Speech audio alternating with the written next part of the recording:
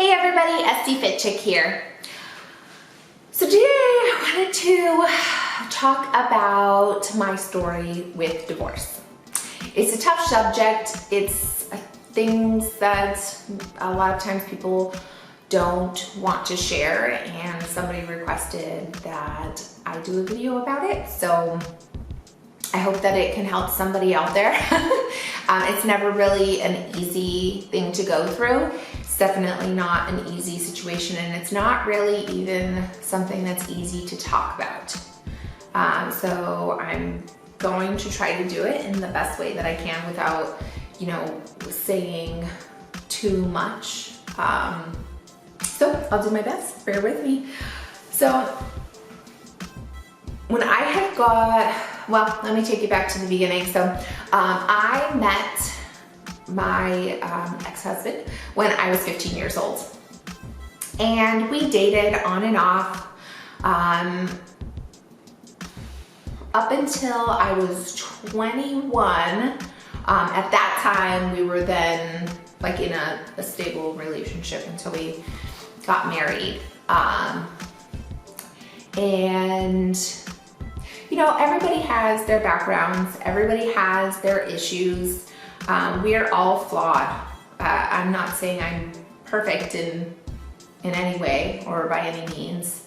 I would say really think about who you're planning your life with.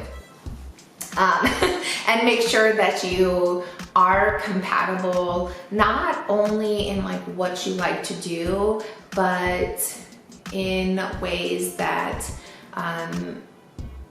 you want to live your life, and what's important to you and what your goals are, and also somebody who really has a very similar mindset as you do, because finding the person that you're gonna spend your life with, when you're choosing that, it's a lot more than just love. I used to think, love could just get you through all of it. It would fix everything. That's not really the case.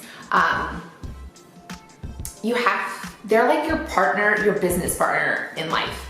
When you find someone that you're gonna spend your life with, you're going to share the good times, the bad times, the sickness, the health, the fun. You're gonna share the finances, which I think is a big struggle for everyone. I think that that's where a lot of relationships suffer, is over finances. And so you guys wanna have a similar financial plan or financial goals, and similar priorities. We'll just start with that. So, as I said, we met when I was 15 years old. When I was 21, we got together shortly after we were together. Due to some of his flaws and his histories, and things that he was trying to overcome, he said that he needed to move away. And I was 100% supportive of that. So we looked to moving to California, and I just wanted him to be successful in his recovery and just make things as easy as possible. So I was like, okay, I'm all for it. So we went to California and we looked for an apartment, and just jokingly we were talking about me getting a job there, and turns out that I did.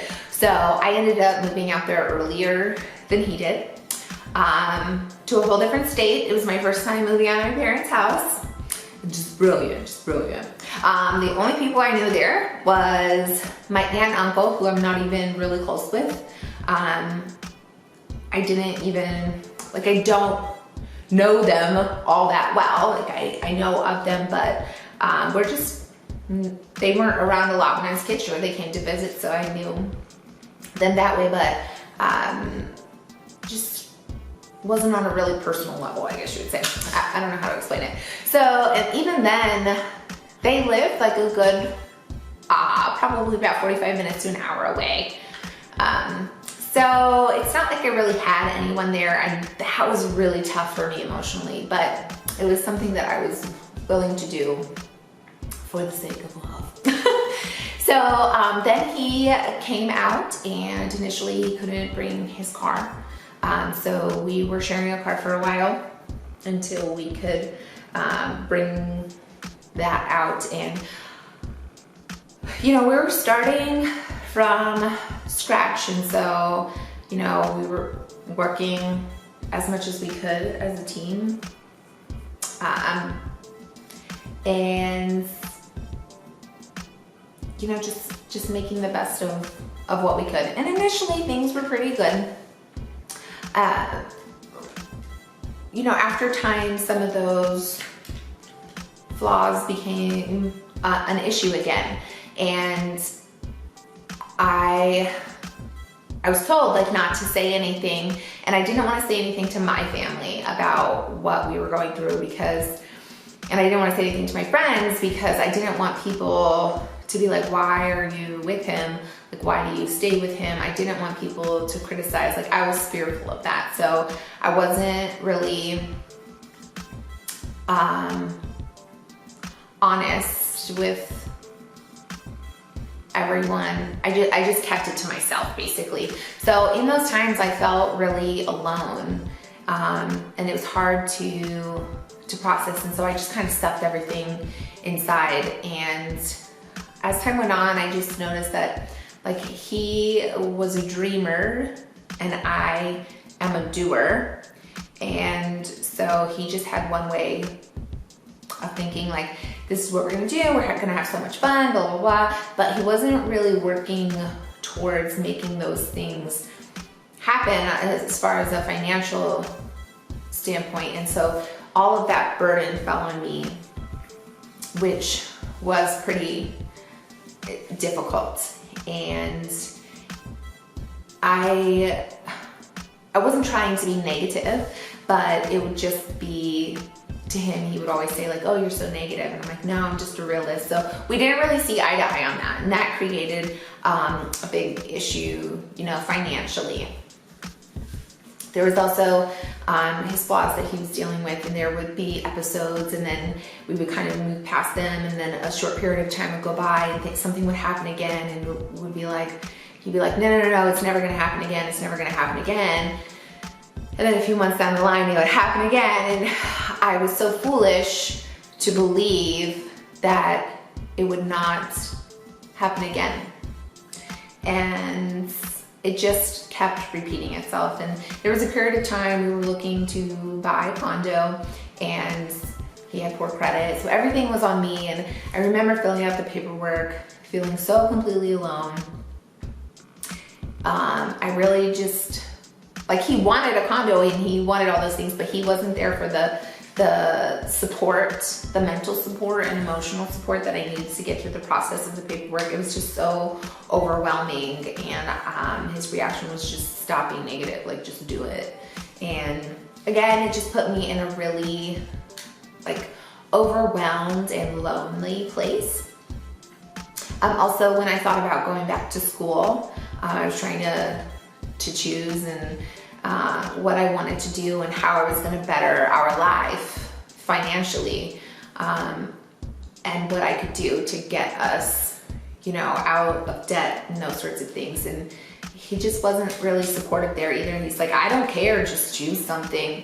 And again, it just left me in a place that was really lonely. And I don't know why I continue to say, I turned a blind eye to everything. I thought that love would just get us through all of it. And I thought this is what relationships are supposed to be like. And it just goes to show that I was really young and naive. So there was actually one really big episode that happened. And after that, he ended up proposing, and I guess that was kind of a fix it. And I said yes, and things were better for a while. And when I went to we decided to get married in Las Vegas, and when I went out for my bachelorette party, I actually had to leave my own bachelorette party early because of one of his episodes, and I'll never forget that night sitting in the room, like crying, thinking, oh my gosh, I should cancel the wedding. Like, if this is what life's gonna be like, I don't wanna go through it. And I just couldn't do it because everyone had already like flown there and paid for these hotel rooms, and I didn't want to let everybody down. And I should have listened to that voice in my head, but I didn't. And even the night before our wedding, I sat in our hotel room all alone, working on the party favors all by myself while everybody was out partying. Like, I just did so much of it by myself. And that should have just been another, heads up, like, hey, red flag, shouldn't get married. But I got married anyways, and unfortunately that marriage didn't last very long. Luckily, I saw a therapist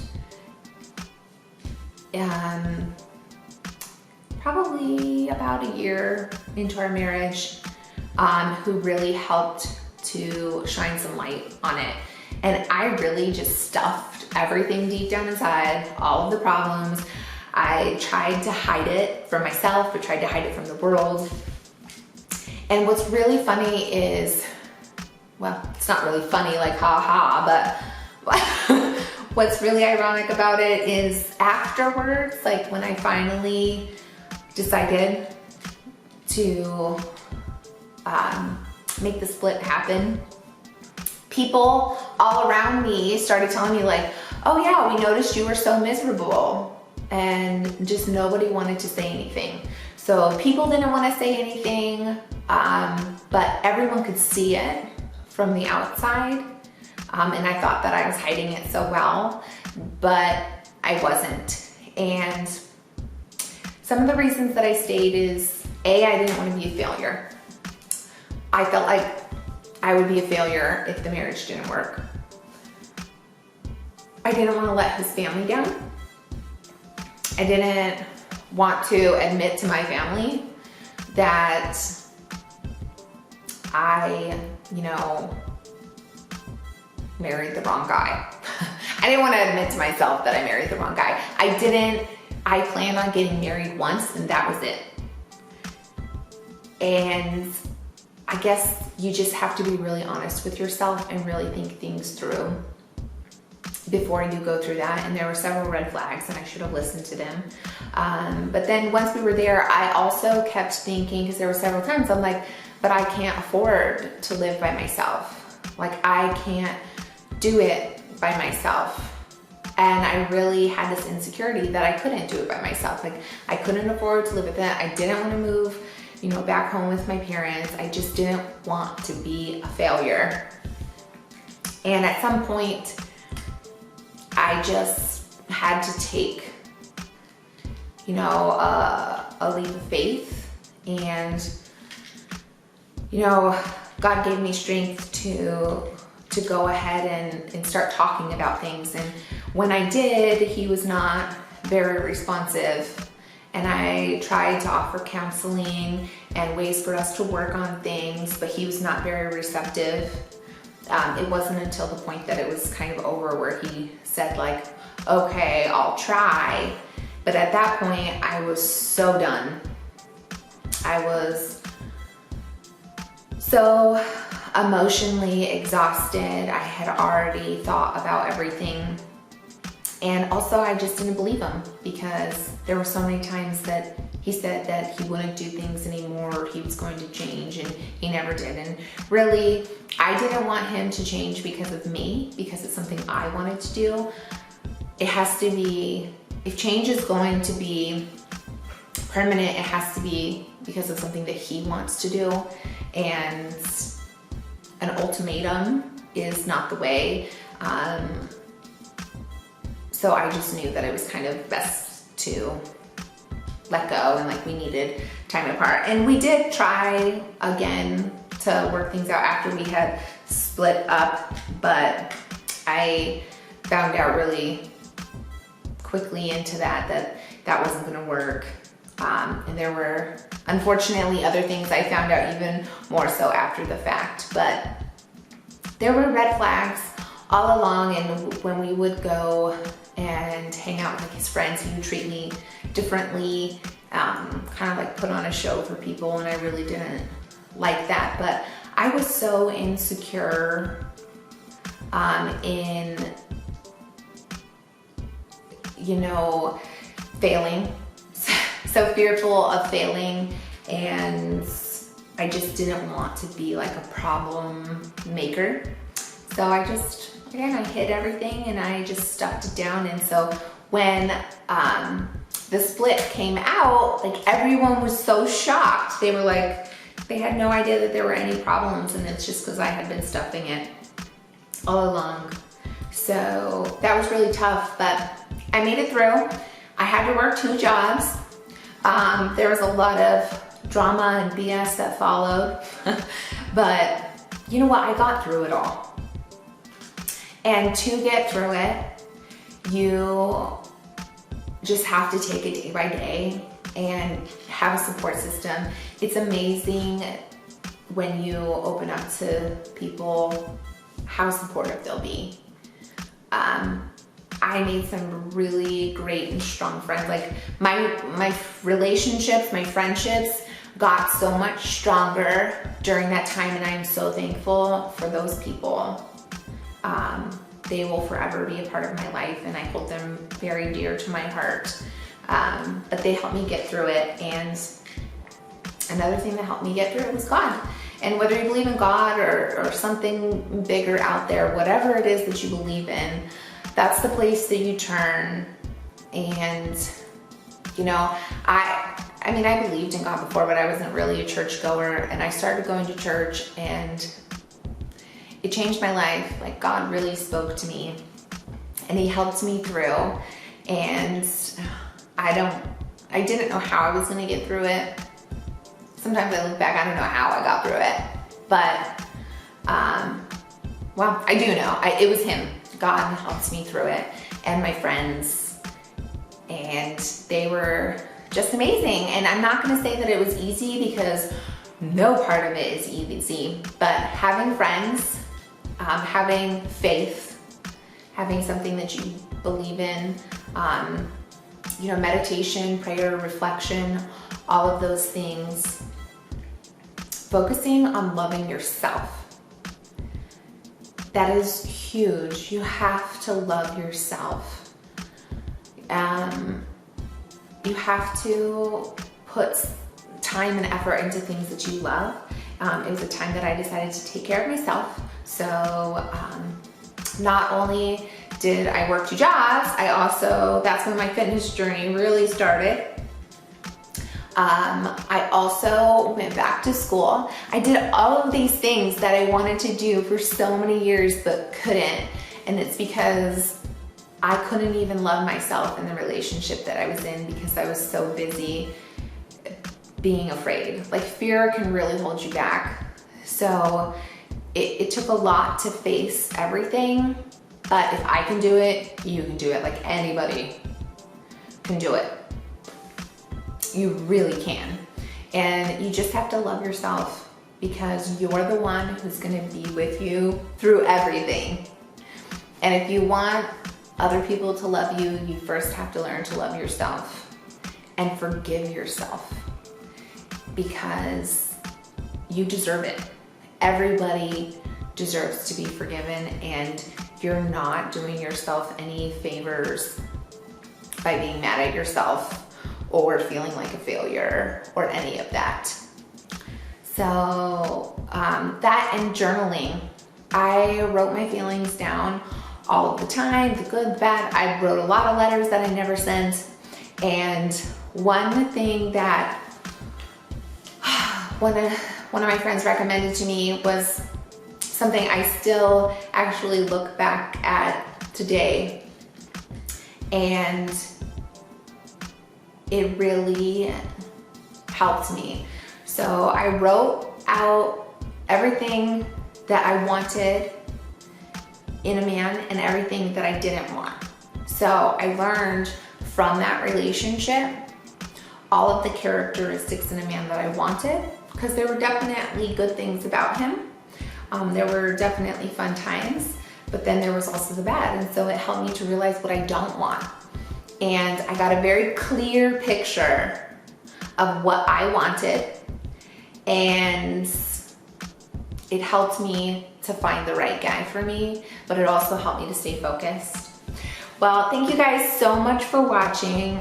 If you're going through a tough time like this, my heart goes out to you, but you can get through it. Stay strong.